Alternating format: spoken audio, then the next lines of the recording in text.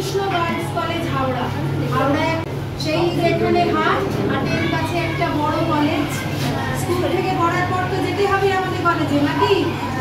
কতজন যাবে? হ্যাঁটা একটু ভালো করে শুনি। সবাই যাবে? আর কি পড়তেছো তোমরা? Science, arts, science.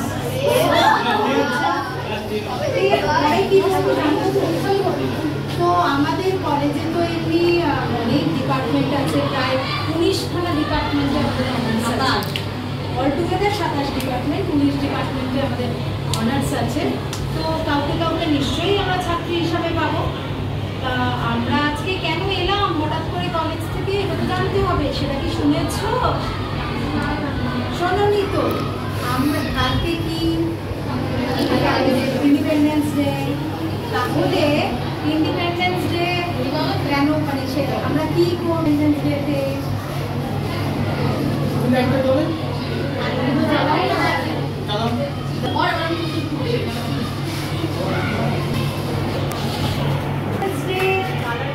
দিনটা কেন ইম্পর্টেন্ট বলে মনে হয় তোমাদের?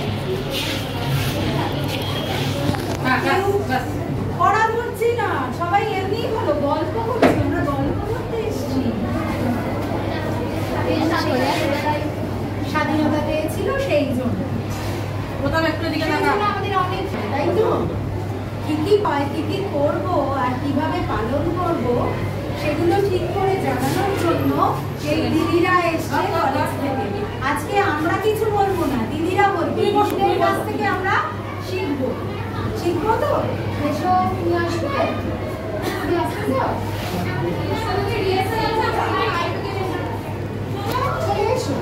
একটু জোরে জোরে। তোমরা কি জানো জাতীয় পতাকা? ছোট থেকেই আমরা সবাই জাতীয় পতাকার বিষয়ে পড়ে এসেছি, জেনে এসেছি। এই জাতীয় পতাকাটা কিসের প্রতীক, কেন জাতীয় পতাকা হয়েছে, সেটার ওপর কারো কোনো ধারণা আছে? জাতীয় পতাকার রং, জাতীয় পতাকার রং, জাতীয় পতাকার গঠন, কি কি থাকে, কেনই বা আমাদের জাতীয় পতাকাকে ওরকম দেখতে? আচ্ছা, আমি বলছি। আমাদের জাতীয় পতাকা হলো আমাদের ভারতের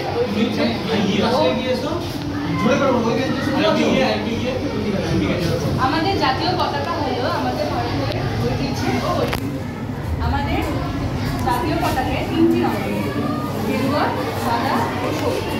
গেরুয়া রঙটি আমাদের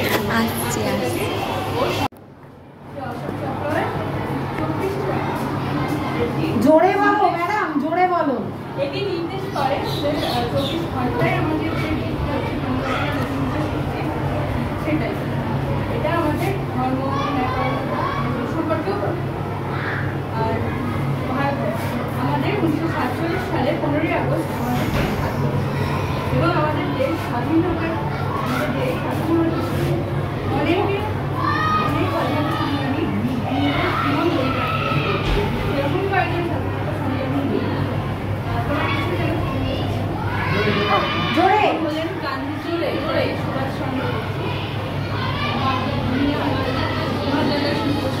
বিনয় বাদল, মীরা বসু এবং কিছু মহিলা ঠাকুরানী হাজরা, কল্পনা দত্ত চট্টোপাধ্যায়। এবং আমাদের জাতীয় পতাকা আমাদের সম্মানের। এবার নেক্সট কে বলবি? নেক্সট কোন দিদি আসবি? আমরা যে হাওড়া জেলার তো নিশ্চয়ই কোনো ভূমিকা আছে, কোনো ভূমিকা আছে এই স্বাধীনতায়। আমাদের হাওড়া জেলায় কি কোনো ভূমিকা নেই?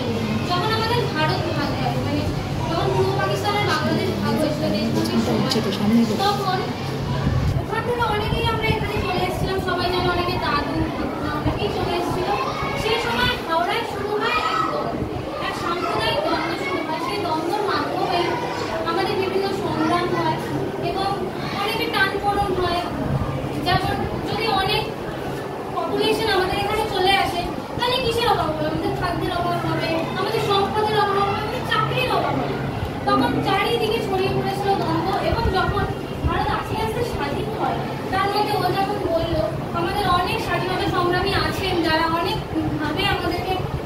করে গেছেন, নিজেদের প্রাণ হারিয়েছেন, নিজেরা শহীদ হয়েছে। তাদের মধ্যে হাওড়ারও অনেকেই ছিলেন এবং তাদের নাম হয়তো আমরা ইতিহাসের পাতায় পাবো না, কিন্তু তাদের কি কোনো ভূমিকা নেই?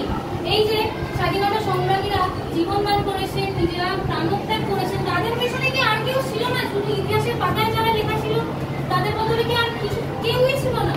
অনেকেই ছিল, তাদের অনেকেই ভূমিকা রয়েছে, আমাদের হাওড়ারও অনেক ভূমিকা রয়েছে। তারপরে আমাদের যখন দেশ স্বাধীন হয়, এক উন্নয়ন গঠিত হয় এবং অর্থনৈতিক এবং রাজনৈতিক দিক দিয়ে আমাদের জেলা আরও এগিয়ে যায়, আস্তে আস্তে সমস্ত কিছুই স্বাধীন হতে শুরু করে। কিন্তু আমাদের যে দেশ এখনো স্বাধীন নয়, সেই বিষয়েও অনেক কথা আছে, অনেক বক্তব্য আছে, যা আমার আরও যে টিমমেটরা আছে তারা বলতে আমি এটুখানি বললাম। অ্যান্ড সবাইকে হ্যালো, আমি দিয়া ফ্রম সাইকোলজি ডিপার্টমেন্ট বিকেজিসি। হ্যালো তো বল।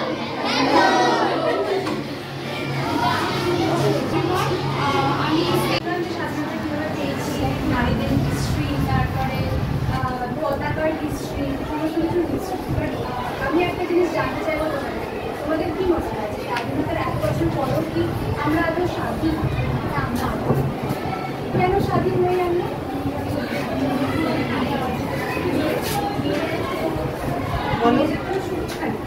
আর মেয়েদের কেন কোনো সুরক্ষা নেই? কদিন আগে আরজিকর হসপিটালে হয়ে যাওয়া ঘটনাটার কথা সবাই শুনেছো? শুনেছো কি হয়েছে তার সাথে? সে একজন মেডিকেল স্টুডেন্ট ছিল, প্লাস একজন ডক্টর ছিল, জুনিয়র ডক্টর। তিনি নিজের হসপিটালে পর্যন্ত সুরক্ষিত। তো আমরা কি আদৌ সুরক্ষিত না? কিভাবে সুরক্ষিত থাকবো আমরা? আমরা কি আদৌ স্বাধীন? আমরা ফাইন্যান্সিয়ালি স্বাধীন, আমরা মেন্টালি স্বাধীন, কোনো দিক থেকে আমরা স্বাধীনতা পাচ্ছি না।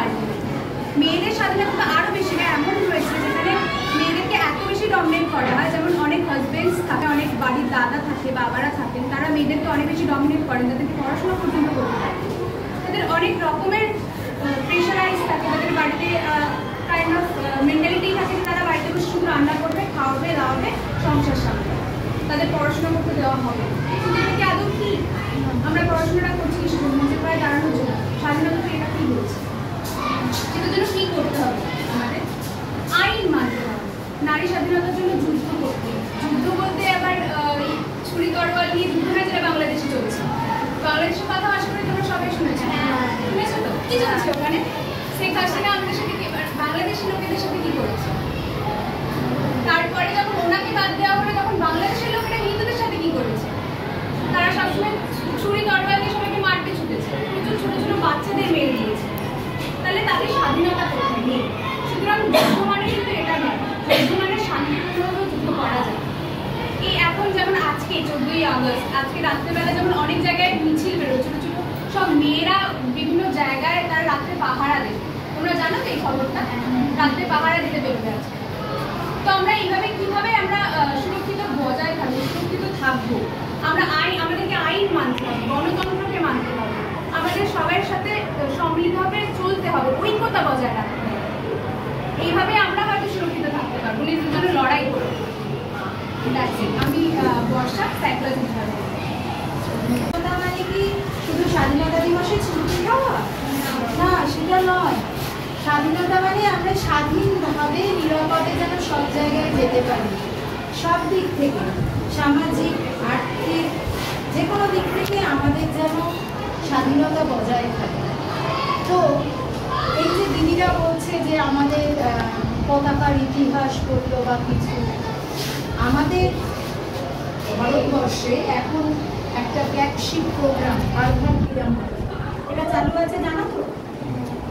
তোমরা জানো স্কুলের পতাকা ওড়ে, তাই তো? আচ্ছা, তোমার বাড়িতে তুমি পতাকাটা তোলো, সবাই তোলো? কে কে তোলে বাড়িতে পতাকাটা? হাত তোলো। এতজনের মধ্যে আমি 1, 2, 3, 4, 5, 6 জনকে পেয়েছি। কেন পতাকাটা তোলা হয় না বাকিদের বাড়িতে? পতাকাটা কেনা হয় না, তাই তো? আর যদি দিদিরা তোমাদের আজকে পতাকাটা দেয়, কালকে সবাই পতাকাটা তুলবে তো বাড়িতে, ঠিক?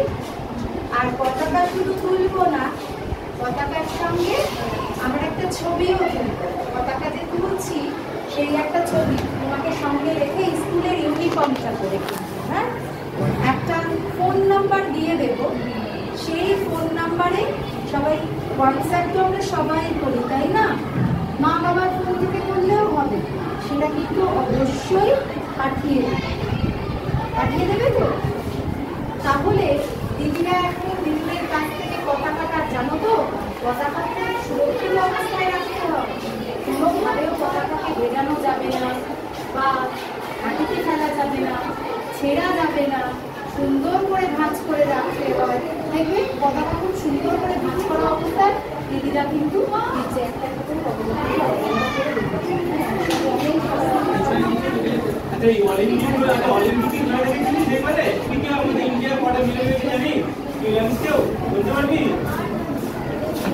অলিম্পিকে আমাদের 6টা মিটার স্টেজ, তাই তো? আমরা তার মধ্যে আগে আমার অলিম্পিকে যাই না, একটা সে একাই 2 মেডেল পেয়েছে।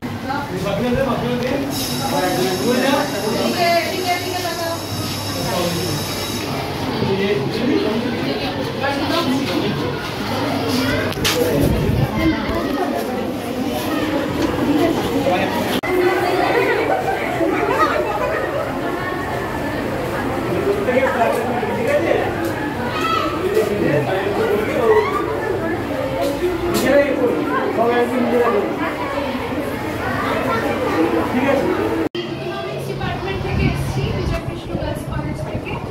আচ্ছা, আমরা তো এতক্ষণ সবাই শুনলাম যে আমাদের পতাকার ইতিহাস কি, আর আমাদের যে হাওড়া জেলা স্বাধীনতার সময় তার কি ভূমিকা ছিল। এবার আমরা একটু জানি তাদের কথা, যাদের হয়তো আমরা খুব কমই মনে করে দিই। মানে আমরা যখন স্বাধীনতার কথা বলি আমাদের মাথায় আসে নেতাজির কথা, মহাত্মা গান্ধীর কথা, নেহরুর কথা, আসে বিনয় বাদল দীনেশের কথা। কিন্তু তাছাড়া আমরা নারীর ভূমিকা ভুলে যাই।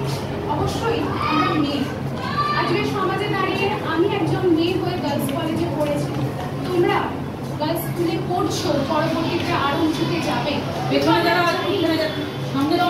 সমাজ এরকম ছিল না, তখন অনেকটাই কনজারভেটিভ সমাজ ছিল, পুরুষতান্ত্রিক সমাজ ছিল, মেয়েদের এত সুযোগ সুবিধা দেওয়া হতো না, পড়াশোনাও হয়তো এত বেশি করানো হতো না। তাই আমরা একটু জানবো স্বাধীনতার সময় মেয়েদের ভূমিকা কি ছিল। আমরা যদি ভারতের স্বাধীনতার আন্দোলনের সময়কার ইতিহাস দেখি তাহলে কিন্তু মেয়েদের অনেক অবদান রয়েছে ভারতের স্বাধীনতায়। তারা কিন্তু নিঃস্বার্থভাবে তাদের স্বামী, সন্তান এবং ভাইদের একদিকে এগিয়ে দিয়েছে, এবং তার সাথে তারা নিজেরাও অনেক ক্ষেত্রে রাস্তায় নেমে এসেছিল শুধুমাত্র ব্রিটিশদের বিরুদ্ধে লড়াই করবে। তারা অনেক মিছিলের নেতৃত্ব দিয়েছে, তারা বক্তৃতা দিয়ে বিক্ষোভও প্রকাশ করেছে। এবার এর মধ্যে কিছু মহিলা আছেন যাদের আমরা চিনি, মানে মোটামুটি আমরা তাদের নাম জানি, যেমন তাদের মধ্যে আছে ঝাঁসির রানী লক্ষ্মীবাই, আমরা জানি তো তার নাম, নিশ্চয়ই জানি সবাই। বেগম হযরত মোহাম্মদ আছেন, আচ্ছা, তা বাদে আছেন মানবীনী হাজরা, আমরা সবাই জানি তার নাম নিশ্চয়ই। তাছাড়াও আছেন অ্যানি বেসান্ট। এরা কিন্তু সকলেই তখনকার সেই সমাজে, পুরুষতান্ত্রিক সমাজে পুরুষদের সঙ্গে কাঁধে কাঁধ মিলিয়ে আন্দোলনে যোগদান করেছিলেন। শুধু তাই নয়, এনাদের ছাড়াও আরো শত শত মহিলা ছিলেন যারা তাদের পুরুষদের যে সংগ্রামীরা ছিলেন তাদের পাশে থেকে, তাদের সাথে থেকে অনেক ক্ষেত্রে এই আন্দোলনে অংশগ্রহণ করেছিলেন। কিন্তু তাদের কথা আমরা এতটা জানি না, কারণ তারা বেশিরভাগ সময় পর্দার আড়াল থেকে এই সাপোর্টটা আমাদের দিয়ে গেছে। তাই আমরা বলবো তারাই কিন্তু ছিলেন যারা আজ আমরা যে এখানে দাঁড়িয়ে, আজ আমি যে কলেজে পড়েছি, তোমরা পড়ছো, তারা কিন্তু সেই বীজটা তখন দিয়ে গেছিলেন, পুঁতে গেছিলেন যে নারীরাও পারে তাদের যে গতানুগতিক গৃহস্থলী যে কাজ, সেখান থেকে বেরিয়ে এসে, সেই দায়িত্ব থেকে বেরিয়ে এসে স্বাধীনতার মতো সংগ্রামে অংশগ্রহণ করতে এবং ব্রিটিশদের বিরুদ্ধে লড়াই করে স্বাধীনতা আনতে। তাই আমাদের সকলের উচিত, আমাদের এখন সমাজ অনেক বদলেছে, আমরা অনেক এগিয়ে